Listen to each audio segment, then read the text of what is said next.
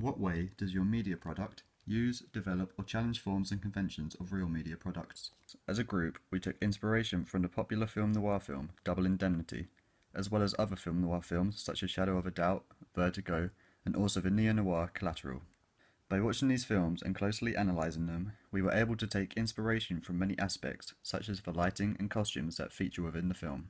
One of the main aspects of classic film noirs that we were inspired by was the lighting. Many times throughout the movie, chiaroscuro, side lighting, the shadow of blinds, and top lighting have been used to illustrate the film noir atmosphere. In our film opening, we were inspired by this, and so crafted many shots in our opening that would feature sharp contrast between light and dark and side lighting. As well as this, we focused on trying to create a shadow through blinds to make the scene seem as though it's in an authentic office. By including these kinds of lighting in our opening, we followed the traditional form of film noir films by developing the classic lighting techniques used. Furthermore, we chose to set our film in a suburban setting, rather than a city.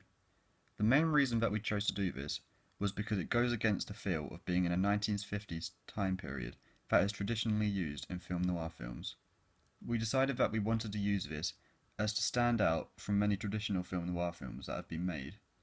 Whilst it is normally being set in a city, being set in a suburban setting changes the pace of the film by giving them a different setting to focus on.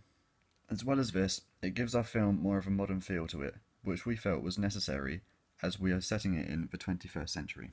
The main way we have developed conventions of traditional film noir films are by the costumes we have chosen for our characters. As you can see in our film opening, both of the men, both Johnny Marlowe and Mike Ferrell, are wearing a suit and tie.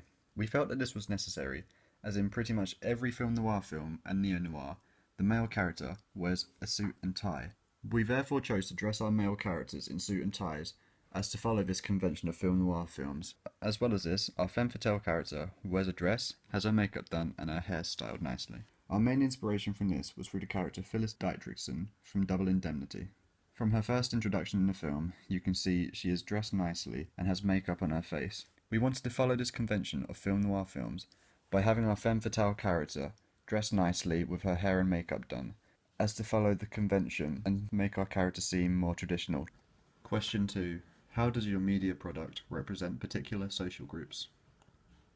One of the social groups that we try to represent the most significantly are females, primarily through the use of a main femme fatale character. As a group, we decided to create the character of Evelyn Ferrell to represent the icon of a mysterious and dangerous woman. Throughout the first sequence of our opening, we used different editing techniques that helped us create enigma towards Evelyn, whilst also presenting her as dangerous. The main way that we have done this are by primarily avoiding showing the audience Evelyn's face until around 45 seconds into the opening, only revealing what she is holding, which is a gun.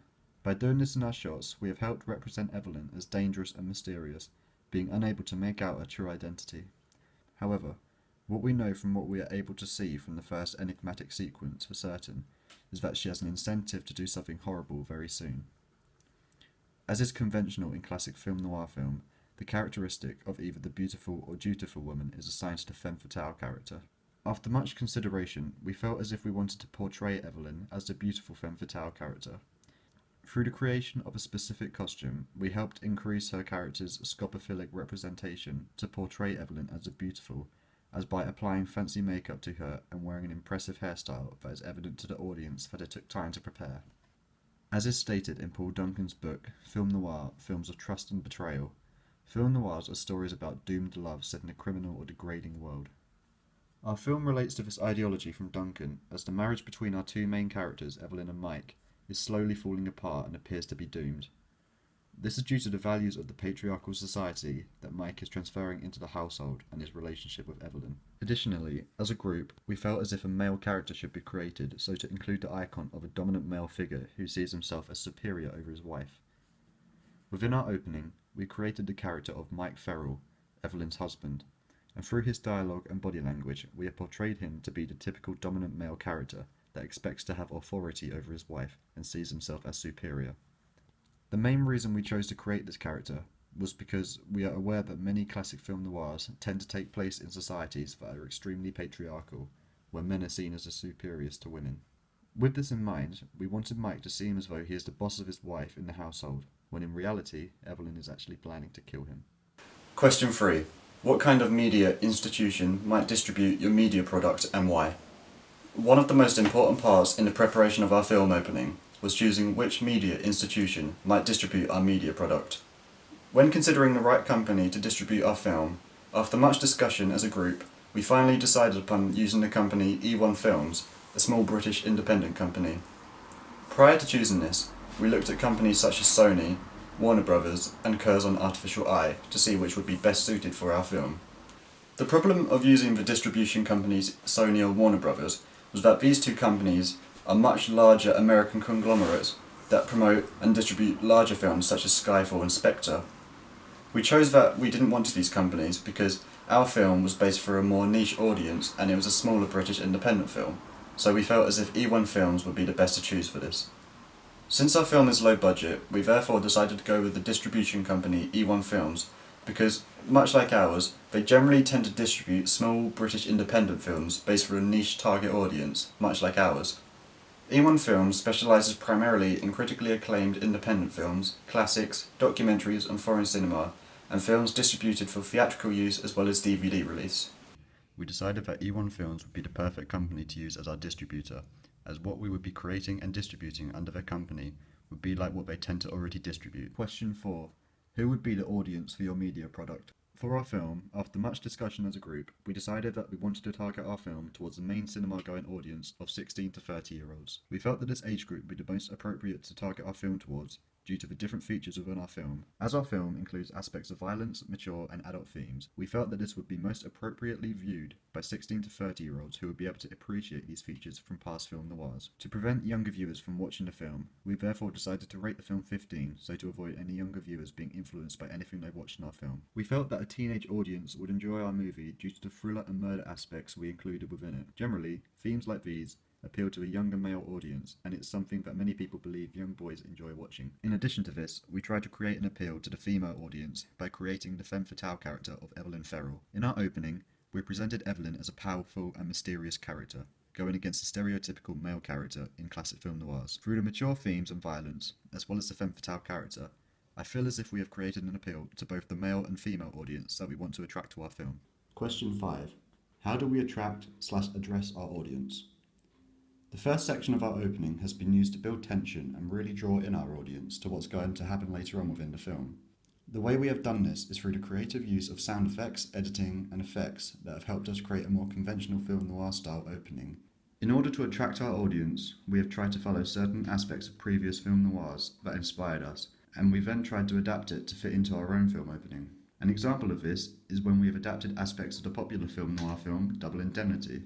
Similarly to this film, we have made the main character of our film a woman who represents the femme fatale theme, much like Phyllis Dietrichson. We decided as a group to do this in our opening, as we studied the effectiveness of Phyllis within Double Indemnity, and discovered that audiences are attracted to the idea of a femme fatale character, as it goes against the stereotype of classic film noir films. In additional attempts to attract our audience, we carried out multiple surveys on the Web 2.0 tool SurveyMonkey. When preparing our film, we took an audience research from SurveyMonkey, asking people which age group our opening most appealed to. In response, we found that the targeted age range for our opening is 16 to 25-year-olds, so when filming, editing and finalising our opening, we made many adaptations to make it suitable for this age category. By creating these surveys, we were able to gather information as a group of what our audience liked and disliked about the film. Question 6. What have you learned about the technologies from the process of constructing this project? Prior to creating our film opening, I had little experience using any editing software or Web 2.0 tools. At the beginning of the academic school year, I was introduced to the editing software installed onto the Apple Macs, known as iMovie.